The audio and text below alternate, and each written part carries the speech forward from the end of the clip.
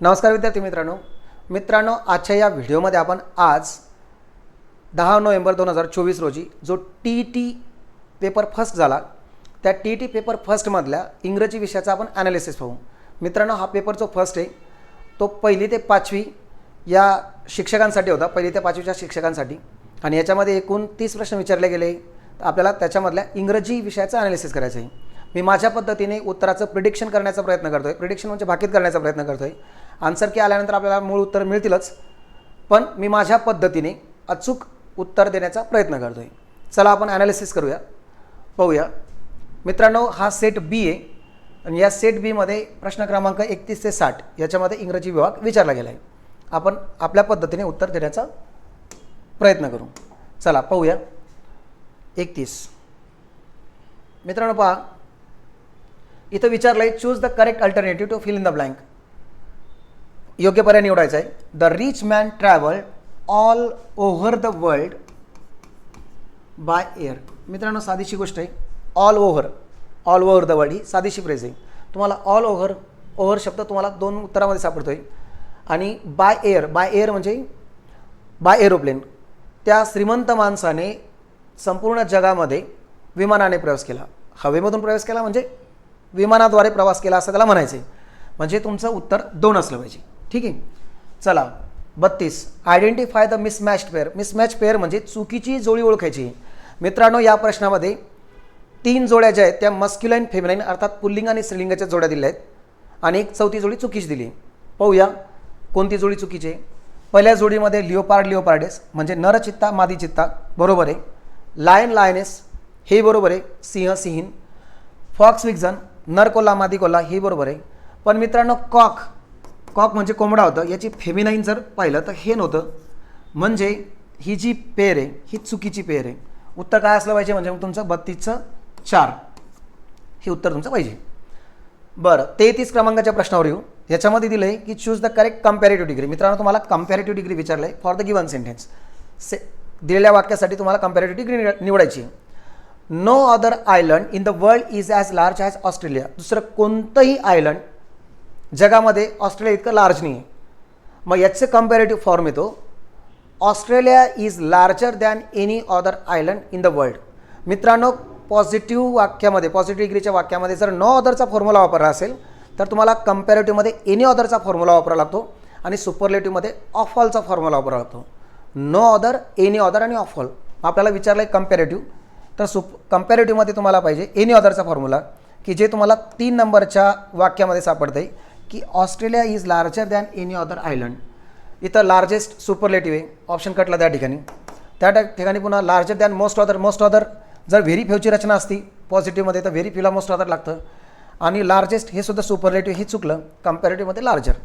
Elimination system तुम्हाला समजली पाहिजे मित्रांनो, की निदान 2 ऑप्शन तरी आपण काढले पाहिजे। इथं 2 जे क्वेश्चन होते ते जे 2 ऑप्शन होते त्या ठिकाणी सुपरलेटिव्ह डिग्री होती। व्हेरी फ्यूची रचना असेल तर मोस्ट अदर, आणि नो अदरची रचना असेल तर एनी अदर। चला आता पुढच्या क्वेश्चनकडे आपण वळूया। प्रश्न क्रमांक 34। मग प्रश्न क्रमांक 34चं आन्सर आपण पाहण्याचा प्रयत्न करू। काय विचारलंय choose the correct indirect speech for the given sentence. Indirect speech तुम्हाला विचारलंय त्या ठिकाणी। He says I go to gym every morning. मित्रांनो या ठिकाणी रिपोर्टेड व्हर्ब जे ते वर्तमान काळी ही सेड नाही म्हटला, ही सेड असता तर ही सेड दॅट आला असता, पण इथं ही सेज तो म्हणतो, काय म्हणतो, I go to gym every morning. एक नियम आहे, जर रिपोर्टेड वर्ब वर्तमान काळी किंवा भविष्यकाळी असेल तर दुहेरी अवतरण चिन्हामधील वाक्याचा काळ बदलत नाही। ते वाक्य ज्या काळातलं असेल त्या काळात जसंचं तसं राहतं। इथं तुम्हाला विचारलंय ही सेज तर म्हणजे वर्तमान काळी आहे, I go to gym every morning म्हणजे he says that he goes to gym every morning. मित्रांनो इकडे पहा, he says that he goes to gym every morning हे उत्तर त्या ठिकाणी अपेक्षित आहे। इथं जर ही विल से असं जरी असतं तरी वाक्याचा काळ बदलला नसता, म्हणजे he says that he goes to gym every morning हे उत्तर त्या ठिकाणी पाहिजे। बरं 35 दिलं आहे choose the correct simple sentence for the given sentence. एक साधं वाक्य बनवायचं आहे, केवळ वाक्य बनवायचं आहे। If you are not an Indian you can not be admitted. जर तुम्ही इंडियन नाही, भारतीय नाही, तर तुम्हाला प्रवेश दिला जाणार नाही। म्हणजेच काय, तर इथे एक पहिलं ऑप्शन दिलं आहे की ओनली इंडियन्स आर ॲडमिटेड, फक्त भारतीयांना प्रवेश आहे, एक नॉर्मल वाक्यामध्ये संपवलं. बाकीचे ऑप्शन त्या ठिकाणी लागू होत नाही की Indians alone must be admitted, की फक्त भारतीयांनाच फक्त भारतीयांनीच प्रवेश केला पाहिजे असं नाही, फक्त भारतीयांना प्रवेश आहे या ठिकाणी. No one but Indians should be admitted. मित्रांनो बट आला या ठिकाणी, म्हणजे त्या ठिकाणी हा कंपाऊंड सेंटेन्समध्ये ट्रान्सफर होतो. इथं पण बट दिला आहे की Indians are admitted but other nationals are not. इथं पण कंपाऊंड दिलं आहे. तुमचं पहिलं विधान हे बरोबर आहे की ओनली इंडियन्स आर ॲडमिटेड, फक्त भारतीयांना प्रवेश आहे. ठीक आहे, चला पुढे जाऊया आपण. पुढचा क्वेश्चन आहे, choose the most suitable one word for the given expression. And old unmarried woman. And old unmarried woman म्हणजे प्रौढ कौमारिका स्त्री, याला स्पिन्स्टर म्हणतात मित्रांनो. स्पिन्स्टर म्हणजे प्रौढ कौमारिका स्त्री. ओके, पाहू आपण ते. याचं उत्तर आहे स्पिन्स्टर, प्रौढ कुमारिका. स्निपर म्हणजे काय? स्निपर म्हणजे बंदूकधारी व्यक्ती. हे तर लागू होत नाही, मग हे सुद्धा चुकीचं आहे. ठीक आहे. बॅचलर म्हणजे अविवाहित पुरुष, हे पुरुषासाठी आहे. हे उत्तरसुद्धा तुमचं लागू होत नाही. विडो म्हणजे काय? विधवा. हे उत्तरसुद्धा लागू होत नाही. उत्तर तुमचं स्पिन्स्टर, प्रौढ कुमारिका. बरं, त्याला तुम्ही मेडन असं सुद्धा त्याला समानार्थी शब्द वापरू शकतात, मेडन. ओके, 37 आपण येऊ. Choose the alternative which best express the meaning of the given word. मग तुम्हाला वर्ड दिला आहे, दिलेल्या शब्दाचा यथायोग्य अर्थ सांगायचा आहे. फ्रॅग्रन्स. मित्रांनो फ्रॅग्रन्स या शब्दाचा अर्थ होतो सुगंध, की ज्याला तुम्ही ॲरोमा म्हणा, की ज्याला तुम्ही सेंट म्हणा, सुगंध म्हणा. मग तुम्हाला कुठं दिसतंय? पहिल्याच याच्यामध्ये ॲरोमा शब्दाचा अर्थ होतो सुगंध. मित्रांनो फ्लेवर या शब्दाचा अर्थ होतो चव, की ज्याला तुम्ही सेवर असं सुद्धा म्हणू शकतात. सेवर म्हणजे चव. ॲक्रिड. ॲक्रिड या शब्दाचा अर्थ होतो तिखट, त्याला तुम्ही पंजंट असं सुद्धा म्हणू शकतात, म्हणजे हे लागू होत नाही, हे पण चुकीचं आहे. स्टिंक या शब्दाचा अर्थ होतो दुर्गंध. मग दुर्गंधाला समानार्थी शब्द तुम्ही म्हणू शकतात फॉल स्मेल. ठीक आहे, म्हणजे हे सुद्धा तुमचं लागू होत नाही, म्हणजे फ्रॅग्रन्सला तुमचं पाहिजे ॲरोमा. 37चं उत्तर 1 पाहिजे. 38 चूज द मिसस्पेल्ड वर्ड. चुकीचा मिसस्पेल्ड वर्ड ओळखायचा आहे. मित्रांनो इकडे पहा, डिफिशियंट. डिफिशियंट म्हणजे काय? अकार्यक्षम. त्याला विरुद्धार्थी एफिशियंट. ही दोन्ही त्याचे जे स्पेलिंग आहे बरोबर आहेत. मॅग्निफिसंट म्हणजे भव्य दिव्य, हे स्पेलिंग चुकीचं आहे. मॅग्निफिसंट हा असा पाहिजे फक्त. याच्यामध्ये मॅग्निफिसंट याच्यामध्ये त्या ठिकाणी आयची गरज नव्हती, हे चुकीचं आहे. म्हणजे तुमचं 38चं उत्तर 2 आहे. रेटिसंट हा शब्दसुद्धा तुमचा बरोबर आहे. ओके मित्रांनो, रेटिसंट या शब्दाचा अर्थ होतो अबोल, मितभाषी. रेटिसंट मितभाषी, अबोल कमी बोलणारा. ठीक आहे. ओके चला पुढे जाऊया. 39वर आपण येऊ. Choose the word opposite in meaning to the given word. Vulnerable. मित्रांनो वल्नरेबल या शब्दाचा अर्थ होतो भेद्य, की ज्याचं भेदन करता येतो. इनसिक्युअर. मग वल्नरेबल शब्दाचा अर्थ होतो इनसिक्युअर.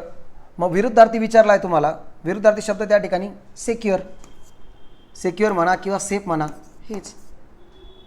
हा काय? असुरक्षित. असुरक्षित याचा अर्थ किंवा भेद्य, की ज्याचं भेदन करता येतोय, याच्या विरुद्धार्थी इनवल्नरेबल येतो, सिक्युअर येतो, सेफ येतो. सेन्सिटिव्ह या शब्दाचा अर्थ होतो संवेदनशील, हा पण लागू होत नाही. ठीक आहे. लायबल म्हणजे पात्र, लायबिलिटी म्हणतो आपण, पात्रता. वीक म्हणजे काय? कमजोर. ठीक आहे. मग हा समानार्थी शब्द होईल व्हल्नरेबलला. आपल्याला विरुद्धार्थी शब्द विचारला होता ऑपोजिट, मग तो सिक्युअर आहे. Choose the correct passive voice. Passive construction of the given sentence. Women like men to flatter them. महिलांना पुरुष त्यांची स्तुती करण्यासाठी आवडतात. मग याचं यथायोग्य उत्तर आहे की woman like to be flattered by men. महिलांना पुरुष स्तुती करून घेण्यासाठी आवडतात. उत्तर 3 असलं पाहिजे, बाकी पाहण्याची गरज नाही. म्हणजे 40चं उत्तर तुमचं 3 आहे. चला पुढे नेक्स्ट पेजवर आपण जाऊया. 41. Choose the correctly spelled word. मित्रांनो इथं करेक्टली स्पेल्ड वर्ड आहे त्या ठिकाणी अलाइनेट. उत्तर तुमचं त्या ठिकाणी पाहिजे अलाइनेट. अलाइनेट या शब्दाचा अर्थ होतो दुरावा. अलायनेशन त्याला म्हणतात, दुरावा. हे पहिलं, दुसरं आणि चौथं चुकीचं आहे. याच्यामध्ये सिंगल यल पाहिजे, INAT पाहिजे, दुरावा. बरं का. अलायनेशन दुरावा त्या ठिकाणी त्याचा अर्थ होतो. अलायनेट ही क्रियापद आहे की दुरावा करणे, दुरावा निर्माण करणे. ओके, चला 42चं उत्तर पाहू आपण. Identify which part of the sentence has an error. की कोणत्या पार्टमध्ये एरर आहे. मित्रांनो पहा, for heaven sake do me a favour and do not ask me why I am not coming. की माझ्यावर उपकार कर, परमेश्वरासाठी माझ्यावर उपकार कर आणि मला ही विचार नको की मी का येतोय म्हणून. मित्रांनो इकडे पहा, for heaven sake do me a favour and not ask me why I am not coming. मित्रांनो हे क्लॉजचं सेंटेन्स आहे आणि क्लॉजमध्ये कोणतेही प्रश्नार्थक वाक्य सबऑर्डिनेट क्लॉजमध्ये येत नाही. म्हणजे हे वाक्य असं पाहिजे होतं की why I am not coming आणि त्या ठिकाणी तुम्हाला क्वेश्चन मार्कची गरज नव्हती. म्हणजे उत्तर तुमचं त्या ठिकाणी डी चुकीचं आहे. ते उत्तर 4 मध्ये. ठीक आहे, चला पुढचं पाहूया. Choose the alternative which is opposite in meaning to the word underline in the given sentence. He will never turn down your request. तो तुझी रिक्वेस्ट कधी टर्न डाऊन करणार नाही. टर्न डाऊन या शब्दाचा अर्थ होतो रिजेक्ट करणे. म्हणजे तो तुझी कधी जी रिक्वेस्ट आहे ती रिजेक्ट करणार नाही, नाकारणार नाही. म्हणजे काय करेल, ॲक्सेप्ट करेल. उत्तर काय या ठिकाणी ॲक्सेप्ट. 43चं उत्तर 4 पाहिजे. रिजेक्ट म्हणजे नाकारणे. ठीक आहे. टर्नओव्हर. टर्नओव्हर या शब्दाचा अर्थ माहिती तुम्हाला उलाढाल. उत्तर तुमचं ॲक्सेप्ट पाहिजे. चला पुढे जाऊ आपण. 44 वर येऊ. Rearrange the jumbled parts which are labelled PQRS form a complete meaningful sentence. Parajumble दिला इथं आणि त्याचं तुम्हाला सिक्वेन्स सेंटेन्स लावायचं आहे. ठीक आहे मित्रांनो, याचं जर पॅराजंबल जर उत्तर जर काढलं तर साधीशी गोष्ट आहे. यस आधी आला पाहिजे. Wait. A drama is a type of story. Drama अशा प्रकारची कथा आहे acted out before an audience often in a theatre. म्हणजे याचं उत्तर SRPQ आहे. अर्थ होतो की ड्रामा अशा प्रकारचं कथानक आहे की जे प्रेक्षकासमोर बऱ्याच वेळा थिएटरमध्ये सादर केला होता. मिनिंगफुल सेंटेन्स तुमचं 3 मध्ये उत्तर मिळतं. Choose the alternative which best express the meaning of the word underline in the given sentence. बरं 45 मध्ये दिलं की if you lack in magnanimity all your wealth is useless. मित्रांनो जर तुम्ही मॅग्निमिटीमध्ये कमी पडला तर तुमची संपत्ती ही युजलेस आहे, निरुपयोगी. मॅग्निमिटी म्हणजे काय, तर मॅग्नेमिटी या शब्दाचा अर्थ होतो उदारता, जनरॉसिटी. तुम्ही उदारतेमध्ये कमी पडले तर तुमची संपत्ती असून काय कामाची. म्हणजे तुमच्याकडे उदारता असेल, तुम्ही पैसा खर्च दुसऱ्यावर पैसा खर्च करण्याची जर हिंमत ठेवत असाल तर तुमची संपत्ती कामाची, अदरवाईज ती शून्य आहे. मॅग्नेमिटी या शब्दाचा अर्थ होतो सरळ जनरॉसिटी, उदारता. ठीक आहे. पर्पज माहिती तुम्हाला, पर्पज म्हणजे हेतू, ते लागू होत नाही.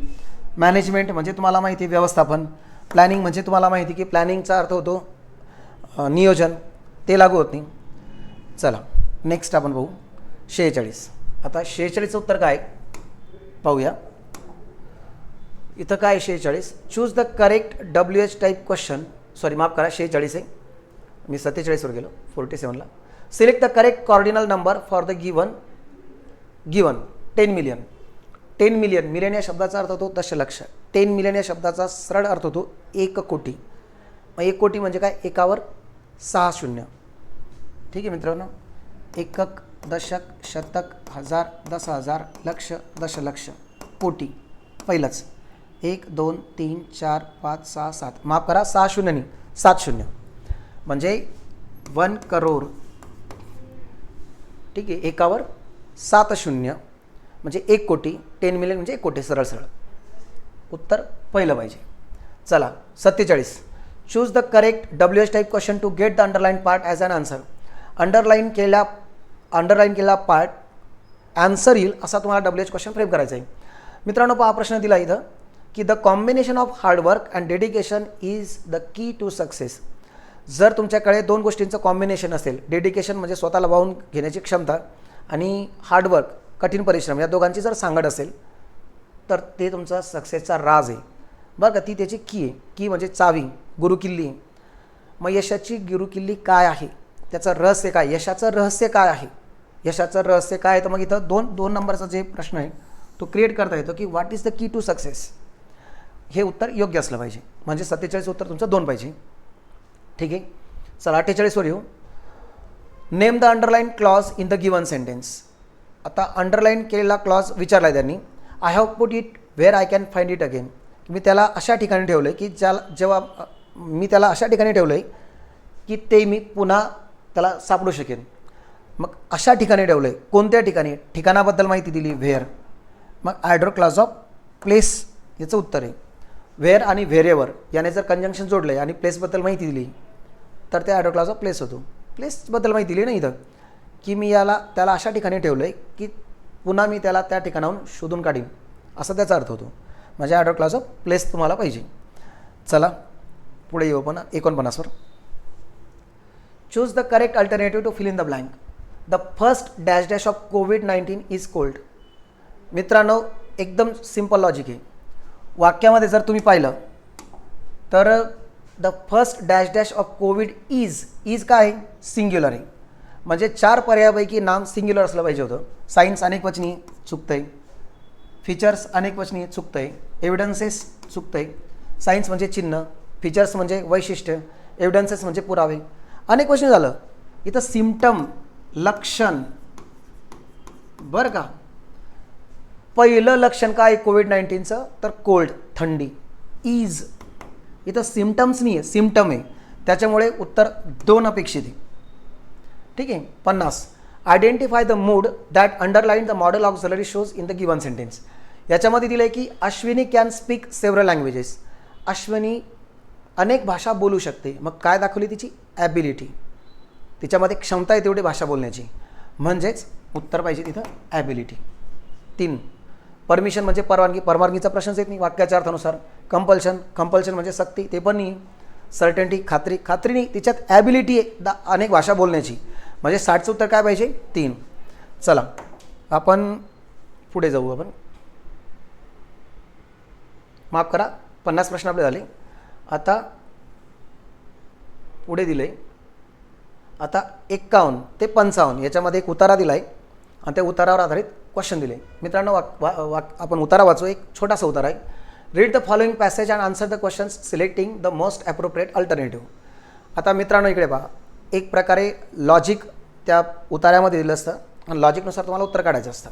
पाहूया आपण आपल्या पद्धतीने लॉजिक काढण्याचा प्रयत्न करू आणि उत्तर शोधण्याचा प्रयत्न करू. चला. John had never thought much about the origin of wealth and inequalities in life. जॉनने जीवनातल्या असमानतेबद्दल किंवा संपत्तीबद्दल कधीच विचार केला नव्हता की कोणाला किती संपत्ती मिळाली किंवा कोण किती असमान आहे या जगामध्ये, याच्याबद्दल त्याने कधी विचार केलेला नव्हता. It was his firm belief that this world was not good, the next would be good. त्याचा असा विश्वास होता की भले या जगात चांगल्या गोष्टी नसतील तरी पुढच्या गोष्टी ह्या चांगल्याच होतील, असा त्याचा विश्वास होता. And this faith sustain him. आणि या विश्वावरच तो त्याचं जीवन जगत होता.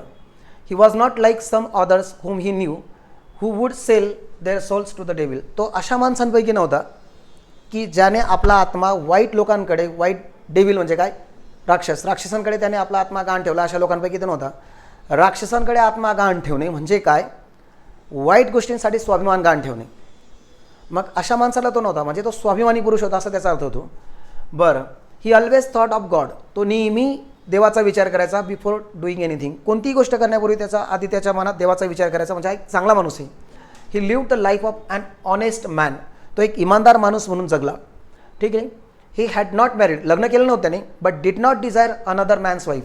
लग्न जरी केलं नव्हतं तरी दुसऱ्यांच्या बायकांबद्दल त्याने वाईट विचार कधी केला नाही, वाईट कामना कधी केली नाही त्याने. He believed that women weakened man as was described in the story of Samson and Delilah. त्याचं म्हणणं असं होतं की महिला ह्या पुरुषांना विकन करतात म्हणजे अशा काय करतात त्या ठिकाणी पुरुषांचं त्या ठिकाणी खच्चीकरण करतात की जसं त्या स्टोरीमध्ये कोणाची स्टोरी सॅमसन आणि डिलिलाच्या स्टोरीमध्ये दिलेलं आहे. म्हणजे त्याने सॅमसन आणि डिलिलाची स्टोरी वाचली होती आणि त्या कथेनुसार त्याचं असं मत बनलं होतं की स्त्रियांमुळे पुरुष अशक्त बनतो, कमकुवत बनतो, कमजोर बनतो, तो त्याचे आपले स्वतःचे विचार प्रकट करू शकत नाही, आपले स्वतःचे मत मांडू शकत नाही, असं त्याची पक्की धारणा झाली होती. कशामुळे? सॅमसन अँड डिलिलाच्या स्टोरीनुसार. ठीक आहे मित्रांनो, इथं हा उतारा संपतो आणि त्याच्यावरचे प्रश्न उत्तर दिले. To sell one soul to the devil means आपला आत्मा डेव्हिलला विकणे. To sell one soul, soul म्हणजे आत्मा, टू द डेव्हिल, डेव्हिल म्हणजे राक्षस, राक्षसाला आत्मा विकणे. मित्रांनो तुम्हाला अंदाज आलाच असेल की स्वाभिमान गहाण ठेवणे. स्वाभिमान कधी गहाण ठेवला जातो? की जेव्हा आपल्या मनाच्या इच्छेविरुद्ध काही गोष्टी आपल्याला करायच्या आहेत तर तिथं स्वाभिमान गहाण ठेवण्याची वेळ येते असं आपण म्हणतो. मग अशा सिच्युएशनला म्हणतात to tell one's soul to the devil means इथं उत्तर आहे to sell one's giving up one's honesty for the sake of monetary benefits. आर्थिक फायद्यासाठी आपली इमानदारी सोडून देणे, स्वाभिमान गहाण ठेवणे, असं त्याचं उत्तर असलं पाहिजे असं माझं मत आहे. म्हणजे 51चं उत्तर आहे त्या ठिकाणी 3. ओके चला 52. John thought that women weakened men because. जॉनचा असा विचार होता की महिला पुरुषांना विकंड करतात म्हणजे कमजोर बनवतात, दुबळ्या बनवतात. कशामुळे?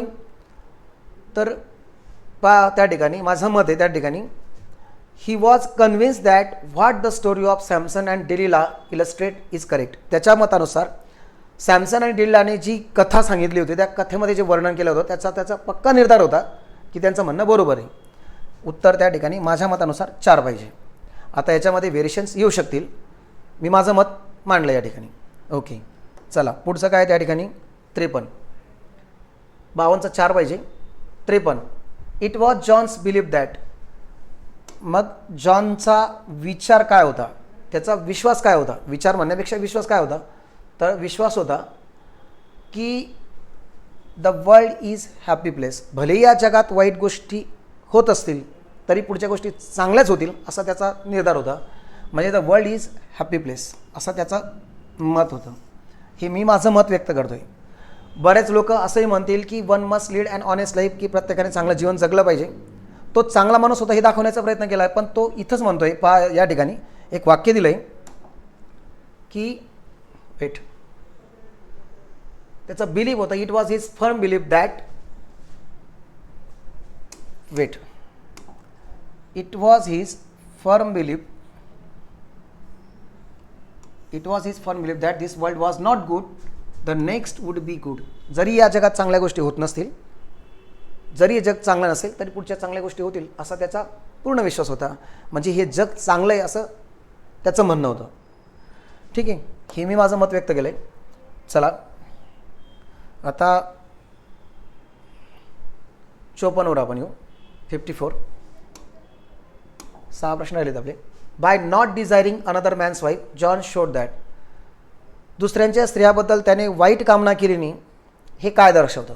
तर काय दर्शवतं की he was a man of principle. तो तत्वनिष्ठ माणूस होता. मॅन ऑफ प्रिन्सिपल, तत्वनिष्ठ व्यक्ती हे दाखवतोय. हे तर होत नाही. He wanted to get married, त्याला लग्न करायचं आहे. He felt sorry for another men, त्याला दुसऱ्या लोकांबद्दल वाईट वाटत होतं. He had no desire for another's wealth, त्याला दुसऱ्यांच्या संपत्तीबद्दल मोह नव्हता. मित्रांनो साधीशी गोष्ट की तो मॅन ऑफ प्रिन्सिपल होता म्हणून तो दुसऱ्यांच्या स्त्रियांबद्दल त्याने वाईट कामना केली नाही.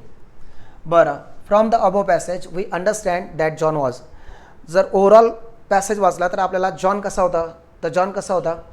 नॉट हायली एज्युकेटेड, हे तर काही होत नाही की तो हायली एज्युकेटेड नव्हता. डीपली पेसिमिस्टिक मॅन, पेसिमिस्टिक म्हणजे निराशावादी, हे पण लागू होत नाही. निराशावादी होता तो, तर आशावादी म्हणत होता की तो म्हणत होता की जग खूप चांगलं आहे. बरं, अ मॅन ऑफ सिम्पल फेथ, एक साधा विश्वास असलेला व्यक्ती, चांगला विश्वास असलेला व्यक्ती आहे. स्कॉलर ऑफ स्क्रिप्चर म्हणजे ग्रंथशास्त्रामध्ये निपुण व्यक्ती. ग्रंथशास्त्रामध्ये निपुण व्यक्ती होता असं काही नाही. सरळ साधी गोष्ट आहे की तो एक विश्वासू, अटळ विश्वास असलेला व्यक्ती होता. ठीक आहे. बरं, 56वर येऊ आपण. Identify the part of speech of the underline word in the given sentence. मित्रांनो इथं क्वेश्चन दिला आहे, hurrah we have won the game. एकदम 5वी 7वीचा बेसिक क्वेश्चन आहे. हुर्रा उद्गारवाचक अव्यय, केवळ प्रयोगी अव्यय, याला इंग्लिशमध्ये म्हणतात इंटरजेक्शन. उत्तर क्रमांक 3 56. म्हणजे नाऊन येणार नाही, कंजंक्शन येणार नाही, ॲडवर्ब येणार नाही, इंटरजेक्शन. चला आपण 57 वर येऊ. मग 57 वर पहा या ठिकाणी याच्यामध्ये select the combination of number so that alphabets arrange accordingly will form a meaningful word. Number दिले, उलटपुलट करून दिले, एक यथायोग्य नंबर जर लावला तर एक अर्थपूर्ण शब्द तयार होतो.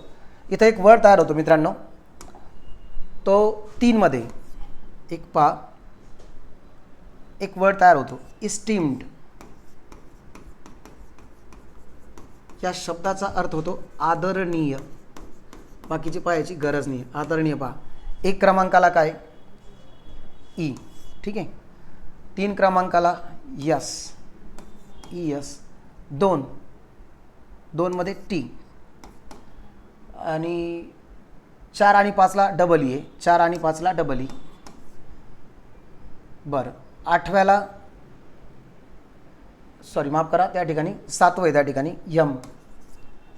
त्याच्यानंतर पुन्हा 8व्याला ई आणि 6ला डी. इस्टीम्ड या शब्दाचा होतो आदरणीय. बाकी कोणता लागू होण्याचा प्रयत्न नाही, लागू होण्याचा प्रयत्न करू नका. इस्टीम्ड या शब्दाचा होतो आदरणीय, रिस्पेक्टेड, किंवा त्याला तुम्ही म्हणा ऑनरेबल. ठीक आहे. असे प्रश्न थोडे वेळखाऊ असतात, याला थोडं स्किप करायचं म्हणजे सोडूनच द्यायचं नाही, सर्वात शेवटी त्याला सोडवण्याचा प्रयत्न करायचा. कारण अशा प्रश्नांच्या नादामध्ये बाकीच्या प्रश्नांचे उत्तर तुमचे निघून जातात, वेळ वाया जातो. बरं 58. Choose the correct alternative to fill in the blank. There is a pride of lions in the middle of the forest. जंगलाच्या मध्यभागी लायन्स म्हणजे सिंहाची एक झुंड त्या ठिकाणी उभी होती. रोमिंग म्हणजे दरकाळी फोडत होती. मित्रांनो, सिंहाची जी टोळी असते, सिंहाच्या टोळीला किंवा सिंहाच्या ज्या जथ्याला म्हणतात प्राईड म्हणतात, प्राईड ऑफ लायन्स. बरं मग बँड कोणाचा असतो? बँड असतो गोरिलांचा. बरं का, गोरिला. फ्लॉक ऑफ मेन, माणसांचा घोळका, किंवा फ्लॉक ऑफ बर्ड्ससाठी पण हा शब्द वापरू शकतात, किंवा फ्लॉक ऑफ ॲनिमल्स असंही वापरू शकता, म्हणजे हे लागू होत नाही. हर्ड, मग हर्ड ऑफ कॅटल म्हणजे गुरंढोरं. याच्यामध्ये कॅटलमध्ये शिप्स येतील, काऊ येतील, बफेलो येतील, सगळे येतील. Herd of cattle, flock of men, flock of birds, flock of animals म्हणू शकता तुम्ही. बँड ऑफ गोरिला आणि प्राईड ऑफ लायन्स. मग सिंहांची एक झुंड जंगलाच्या मधोमध डरकाळी फोडती, असं त्याचा अर्थ होतो. ओके. 59. आयडेंटिफाय द टेन्स, म्हणजे उत्तर या ठिकाणी 58चं तुमचं पाहिजे 4. परत एकदा सांगतोय. 59. Identify the tense of the given sentence. Harsh has been a successful lawyer. Harsh जो आहे, माफ करा, हर्ष नाही, तो हर्ष आहे, extend sorry. Harsh has been a successful lawyer. Harsh एक सक्सेसफुल लॉयर आहे, म्हणजे हॅज बीन इथं वापरला आहे, हा प्रेझेंट परफेक्ट आहे. हॅज बीन नंतर जर चौथं रूप असतं तर प्रेझेंट परफेक्ट कंटिन्यूस आलं असतं, पण हॅज बीन इथं बीन ही वित्रीची भूमिका पार पाडते. प्रेझेंट परफेक्ट टेन्स ही आहे. आणि लास्ट वन आपला 60. Choose the correct alternative to fill in the blank. एक म्हण आहे, a word to the wise is sufficient. शहाणाला शब्दाचा मार पुरेसा असतो. शहाणाला एक शब्द काफी असतो. वाईज म्हणजे शहाणा, हुशार व्यक्ती, एक शब्द पुरेसा असतो, म्हणजे अ आणि द. मित्रांनो, मी माझ्या पद्धतीने उत्तर देण्याचा प्रयत्न केला आहे. आय होप तुम्हाला ॲनालिसिस आवडलं असेल. अशाच अधिकाधिक माहितीसाठी आमच्या व्हिडिओजला, आमच्या चॅनलला फॉलो करत राहा आणि आमचे व्हिडिओ पाहत राहा. थँक्यू मित्रांनो. व्हिडिओ आवडला असल्यास लाईक शेअर जरूर करा. धन्यवाद मित्रांनो.